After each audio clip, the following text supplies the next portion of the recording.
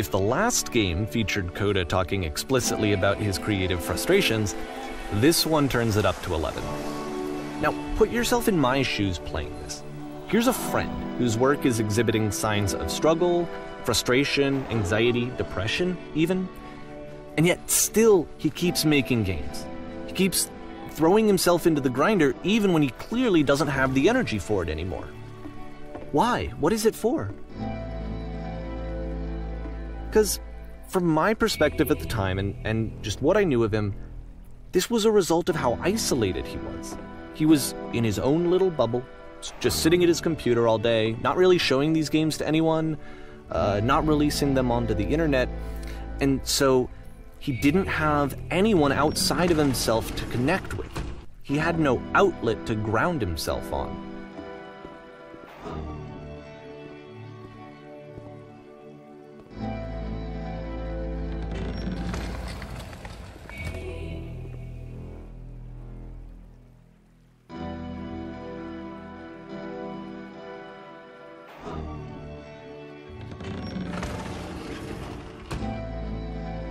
You can't talk yourself out of loneliness. It doesn't work that way.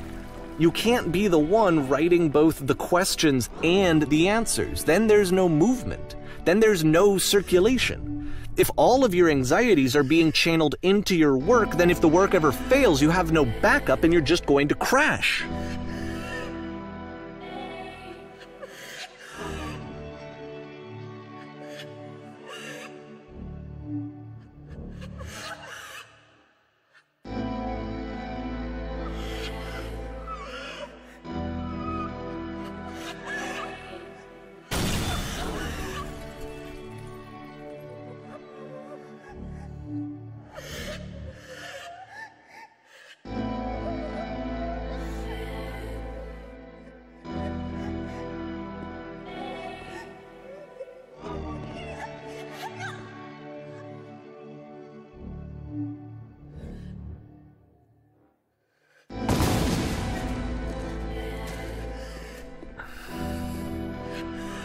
Seeing this game at the time that he made it, it looked really unhealthy to me.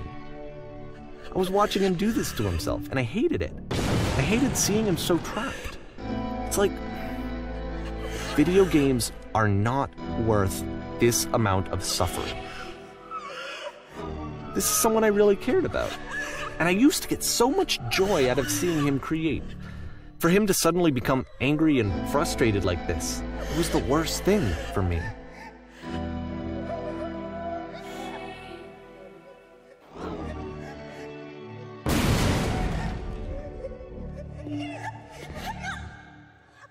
I don't know. This is what I felt at the time. I don't know how else to explain it. I wanted it to stop more than anything.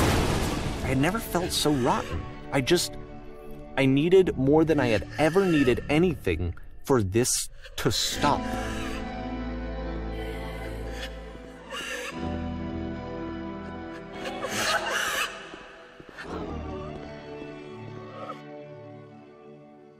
But it didn't stop.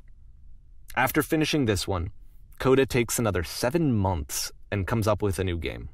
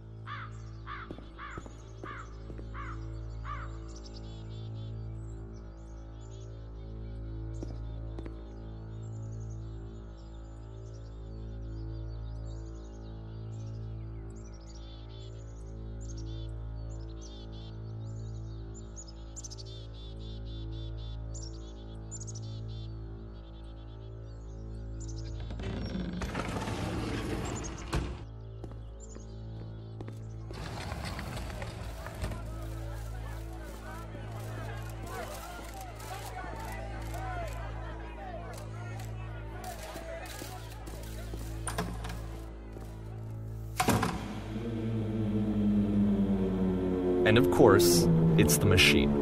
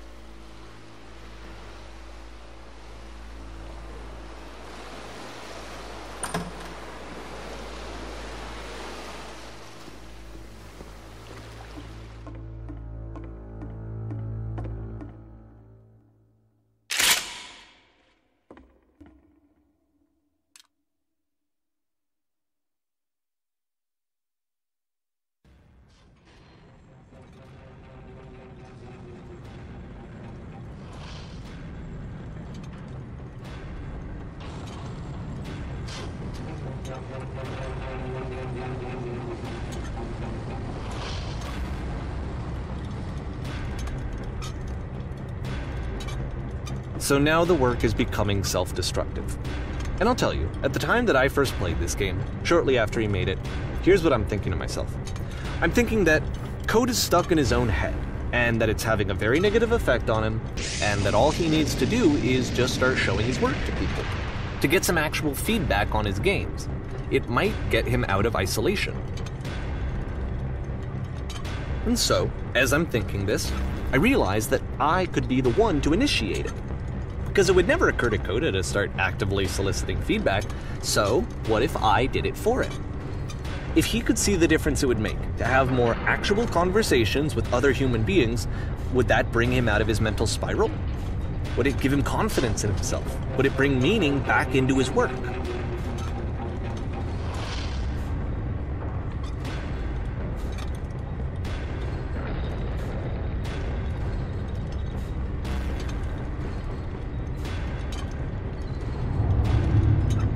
So I started showing Coda's work to people. I took this one, and the islands which you just played, the theater, the notes, the house cleaning game, and some of the prison escape games. I brought them to people that I knew and trusted. I asked their opinions. And the great part is that they really loved his games. You know, the point of it all is just to give him some external reference point, but they genuinely loved his work. There was nothing for him to be afraid of.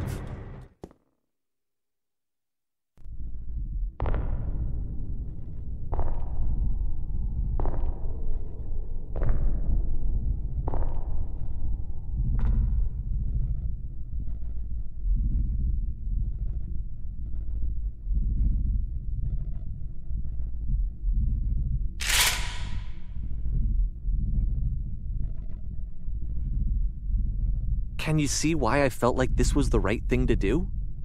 Because it's the thing that I always feel like I need, to be told that my work is good, that I am good. When someone really connects with a thing that I've made, when they see themselves purely in my work, there's nothing that feels better. And I got to give that very same feeling to my friend. I did something...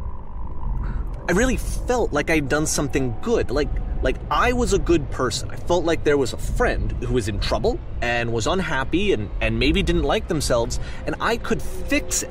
If I could give him this gift, maybe I could fix the problem. When they told me how much they enjoyed his games, it was the best feeling. It was the absolute best feeling. It made me feel so happy.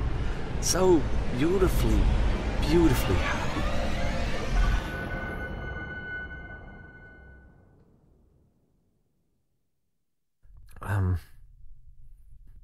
So anyway, Coda finishes this game, and then really he just kind of takes off for a while. So this is June of 2011, and I didn't hear anything from him for several weeks, I guess. And so out of nowhere, one day I get an email, and it's got a private link to a new game of Coda's. This one is called The Tower, and to my knowledge, it's the last game that Coda ever made. So let's take a look.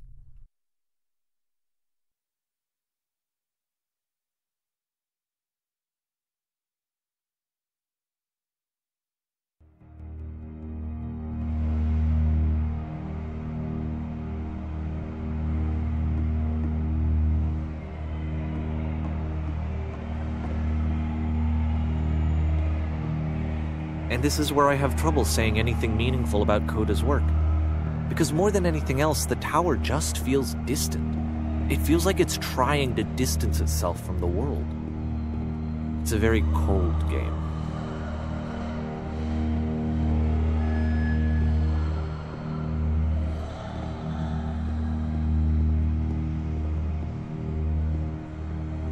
This room actually has a maze in it. Except that all the walls of the maze are invisible. And then every time you touch one of the walls, there's this awful flashing and noise, so the experience is really miserable. The game goes beyond not being meant to be played, it actually seems to despise the player for trying to play it at all. But I do want to show you the rest of the levels, so when you're ready to continue, press enter and I'll put a bridge over the maze.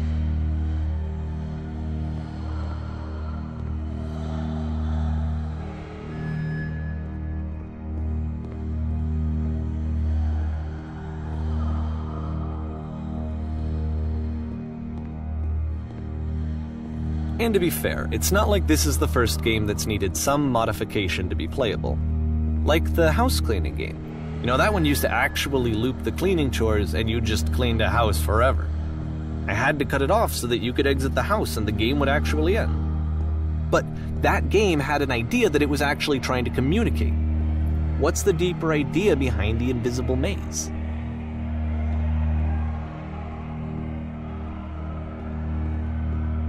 The only way past this challenge is to randomly guess the 6-digit code. Like the invisible maze, it's frustrating to me, because it's the opposite of everything else that Coda has made. It doesn't encourage thought or engagement. It doesn't ask anything of me, except a lot of my time. If I could have reached him during this time, then maybe I could have asked him, but I couldn't. I still don't really understand why this is here.